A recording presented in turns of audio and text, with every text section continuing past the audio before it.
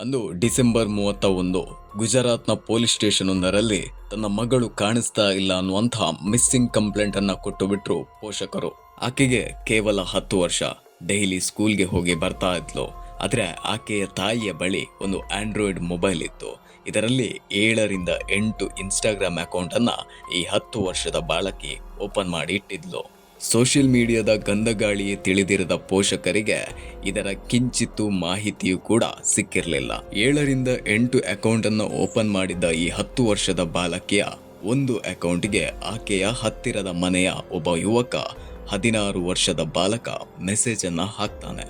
ಮೊದಲಿಗೆ good morning good night ನಲ್ಲಿ ಇದ್ದ ಮೆಸೇಜ್ ಬಳಿಕ ಬಹಳಷ್ಟು ಆತ್ಮೀಯತೆಯಿಂದ ಹೋಗೋದಿಕ್ಕೆ ಶುರುವಾಗುತ್ತೆ. 16 ವರ್ಷದ ಬಾಲಕ ಅಂದ್ರೆ ಆತನ ಹಾರ್ಮೋನ್ ಚೇಂಜ್ ಆಗುವಂತಹ ಟೈಮ್, ಆತ ಮೆಚೂರ್ಡ್ ಆಗುವಂತಹ ಟೈಮ್. ಆದ್ರೆ 10 ವರ್ಷದ ಬಾಲಕಿ ಬಿದ್ದಿದ್ದು ಮಾತ್ರ ಪ್ರೀತಿಯ ಬಲೆಗೆ. ಗುಡ್ ಮಾರ್ನಿಂಗ್ ಗುಡ್ ನೈಟ್ ನಲ್ಲಿದ್ದ ಮೆಸೇಜ್ ಕೊನೆಗೆ ಅಶ್ಲೀಲ ಪದದ ಜೊತೆಗೆ ಇಮೇಜ್ ತನಕ ಹೋಯ್ತು. ಇತ್ತ ಕಡೆ ಇದರ ಬಗ್ಗೆ ಅರಿವೇ ಇಲ್ಲದ ತಂದೆ ತಾಯಿ ಮುಗ್ಧರಾಗಿ ತಮ್ಮ ಕೆಲಸವನ್ನ ನೋಡಿಕೊಳ್ತಾ ಇದ್ರು. ಇನ್ನೊಂದು ಕಡೆ ಸ್ನೇಹ ಪ್ರೀತಿ ಆಯ್ತು, ಪ್ರೀತಿ ಕಾಮಕ್ಕೆ ತಿರುಗಿತು.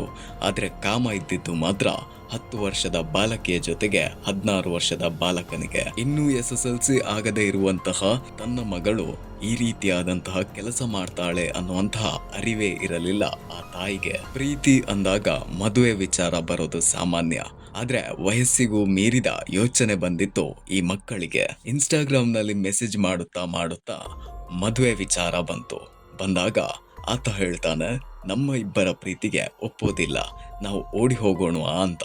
ಲೋಕಜ್ಞಾನವೇ ಇರದ ಆಕೆ ಇದಕ್ಕೆ ಒಪ್ಪಿಗೆಯನ್ನ ಕೊಡ್ತಾಳೆ. ಕೊಟ್ಟ ಬಳಿಕ ಇದಕ್ಕೊಂದು ಮಾಸ್ಟರ್ ಪ್ಲಾನ್ ಕೂಡ ರೆಡಿ ಆಗುತ್ತೆ. ಡಿಸೆಂಬರ್ 31 ಪ್ರತಿಯೊಬ್ಬರು ನ್ಯೂ ಇಯರ್ ಸೆಲೆಬ್ರೇಷನ್ ನಲ್ಲಿ ಇರುವಂತಹ ಟೈಮ್. ಇತ್ತ ಕಡೆ ಮನೆಯಲ್ಲಿಯೂ ಹೊಸ ವರ್ಷದ ಆಚರಣೆಗಳು ಆಡಂಬರದಿಂದ ನಡೆಯುತ್ತಾ ಇರುತ್ತದೆ. ನಾವು ಏನೇ ಮಾಡಿದರೂ ಕೂಡ ಇದರ ಬಗ್ಗೆ ತಿಳಿಯೋದಿಲ್ಲ ಅನ್ನುವಂತಹ ಒಂದು ಉದ್ದೇಶದಿಂದ ಇಬ್ಬರು ಕೂಡ ಮನೆಯಿಂದ ಹೊರಟು ಬಿಡುತ್ತಾರೆ. ತಂದೆ ತಾಯಿಯನ್ನ ನೆನೆಯದ ಆ ಹುಡುಗಿ ಮನೆಯನ್ನ ಬಿಟ್ಟು ಹೊರಡೋದಿಕ್ಕೆ ಶುರು ಮಾಡ್ತಾಳೆ. ಎಲ್ಲ ಬ್ಯಾಗ್ ಪ್ಯಾಕ್ ಆದ ನಂತರ ಈತನಿಗೊಂದು ಮೆಸೇಜ್ ಹೋಗುತ್ತದೆ, ನಾನು ರೆಡಿಯಾಗಿದ್ದೇನೆ ಮನೆಯನ್ನ ಬಿಟ್ಟು ಬರೋದಿಕ್ಕೆ ಅನ್ನುವಂತಹ ಒಂದು ಸಂದೇಶ ಪ್ರೀತಿ, ನಂಬಿಕೆ, ಮಮಕಾರದ ಮನೆಯನ್ನ ನುಚ್ಚು ನೂರಾಗಿ ಬಿಟ್ಟಿಸಿತ್ತು. 16 ವರ್ಷದ ಬಾಲಕನಿಗೆ ರೂಮ್ ಮಾಡುವಂತಹ ಯೋಚನೆ ಎಲ್ಲಿಂದ ಬಂತೋ ಗೊತ್ತಿಲ್ಲ. ಆದ್ರೆ ಈತ ಇಲ್ಲೊಂದು ಎಡವಟ್ಟನ್ನ ಮಾಡಿಕೊಂಡಿದ್ದ. ಆತ ಯಾವ ಮೊಬೈಲ್ನಿಂದ ಈಕೆಗೆ ಮೆಸೇಜ್ ಹಾಕ್ತಾ ಇದ್ನೋ ಆ ಮೊಬೈಲ್ ಅನ್ನ ಆತ ತೆಗೆದುಕೊಂಡು ಹೋಗಿದ್ದ.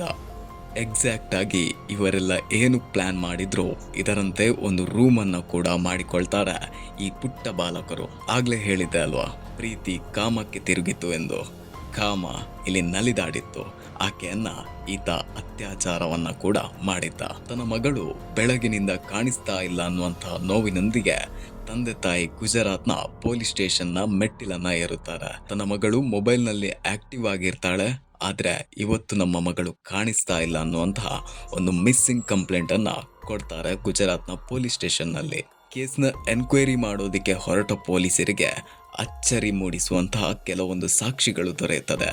ಈಕೆಯ ಹೆಸರಲ್ಲಿ 7ರಿಂದ 8 ಇನ್ಸ್ಟಾಗ್ರಾಮ್ ಅಕೌಂಟ್ ಇರುತ್ತದೆ. ಇವರ ಚಾಟಿಂಗ್ ಹಿಸ್ಟ್ರಿಯನ್ನು ತೆಗೆದಂತಹ ಪೊಲೀಸ್ ಅಧಿಕಾರಿಗಳಿಗೆ ಶಾಕ್ ಮೇಲೆ ಶಾಕ್ ಕಾದಿತ್ತು. ಯಾವ ಮಗಳನ್ನ ಪ್ರೀತಿ, ಮಮಕಾರ, ಮಮತೆಯಿಂದ ಬೆಳೆಸಿದ್ದರೋ ಆ ತಂದೆ ತಾಯಿ ಕೂಡ ಹೇಸಿಗೆ ಪಡುವಂತಹ ಚಾಟ್ ಅದರಲ್ಲಿತ್ತು. ಈತನ ಮೊಬೈಲ್ ಅನ್ನು ಟ್ರೇಸ್ ಮಾಡೋದಿಕ್ಕೆ ಹೊರಟ ಪೊಲೀಸರು ಇಲ್ಲಿ ಒಂದು ಎಡವಟ್ಟನ್ನ ಮಾಡಿಕೊಂಡಿದ್ದ 16ರ ಬಾಲಕ ತಾನು ಈ ಹಿಂದೆ ಯೂಸ್ ಮಾಡುತ್ತಿದ್ದಂತಹ ಮೊಬೈಲ್ ಫೋನ್ ಅನ್ನ ಮತ್ತೆ ಕೊಂಡೋಗಿದ್ದ. ಇದರ ಜಾಡನ್ನ ಹಿಡಿದ ಪೊಲೀಸರು ಅವರನ್ನ ಪತ್ತೆ ಹಚ್ಚುತ್ತಾರೆ.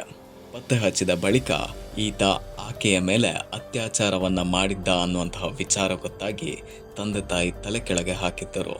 ಬಳಿಕ ಈತನನ್ನ ಬಾಲಮಂದಿರಕ್ಕೆ ಮತ್ತು ಆಕೆಯನ್ನ ಪೋಷಕರ ಜೊತೆಗೆ ಟ್ರೀಟ್ಮೆಂಟ್ಗೆ ಕಳಿಸಲಾಗುತ್ತದೆ. ಆದ್ರೆ ಗುಜರಾತ್ನ ಪೊಲೀಸರು ಹೇಳುವಂತಹ ಮಾತೇನು ಗೊತ್ತಾ, ಇಲ್ಲಿ ಬಾಲಕಿಯ ಒಪ್ಪಿಗೆ ಇದ್ದು ಹೋಗಿರುವಂತಹ ಕಾರಣದಿಂದ ಆತ ಅತ್ಯಾಚಾರವನ್ನ ಮಾಡಿದ್ದಾನೆ ಎನ್ನುವಂತಹ ಕಾರಣವನ್ನ ಹೇಳೋದಿಕ್ಕೆ ಆಗಲ್ಲ. ಆದ್ರೆ ಮೈನರ್ ಆಗಿರುವಂತಹ ಕಾರಣಕ್ಕೆ FIR ಫೈಲ್ ಆಗುತ್ತೆ. ಬಂಧುಗಳೇ, ಇವತ್ತು ನಾವು ಯೋಚನೆ ಮಾಡಬೇಕಾಗಿದೆ. 10ರ ಬಾಲಕಿ 16ರ ಬಾಲಕನ ಜೊತೆಗೆ ಓಡಿ ಹೋಗಿ ತನ್ನ ಮೈಯನ್ನು ಒಡ್ಡುವಂತಹ ಪರಿಸ್ಥಿತಿಗೆ ನಮ್ಮ ಜಗತ್ತು ಬಂದಿದೆ ಅಂತ ಹೇಳಿದ್ರೆ ನಮ್ಮ ಪರಿಸ್ಥಿತಿ ಏನಾಗಿರ್ಬೋದು, ನಮ್ಮ ಮನೆಯ ಪರಿಸ್ಥಿತಿ ಏನಾಗಿರ್ಬೋದು?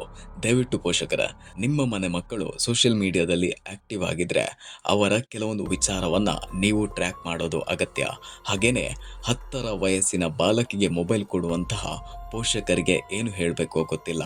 ನಾವುಗಳು ಯೋಚನೆ ಮಾಡಬೇಕಾಗಿರೋದು ಕೂಡ ಇದನ್ನೇ.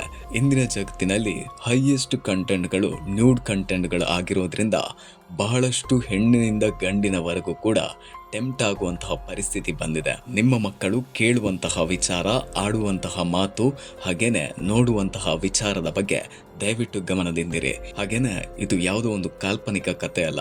ಇದರ ಬಗ್ಗೆ ನಿಮ್ಮ ಅಭಿಪ್ರಾಯವನ್ನ ಕಮೆಂಟ್ ಮಾಡಿ. ನಮ್ಮ ವಿಡಿಯೋ ನಿಮಗೆ ಇಷ್ಟ ಆಗಿದ್ರೆ ದಯವಿಟ್ಟು ಸಬ್ಸ್ಕ್ರೈಬ್ ಮಾಡ್ಕೊಳ್ಳೋದನ್ನ ಮರಿಬೇಡಿ.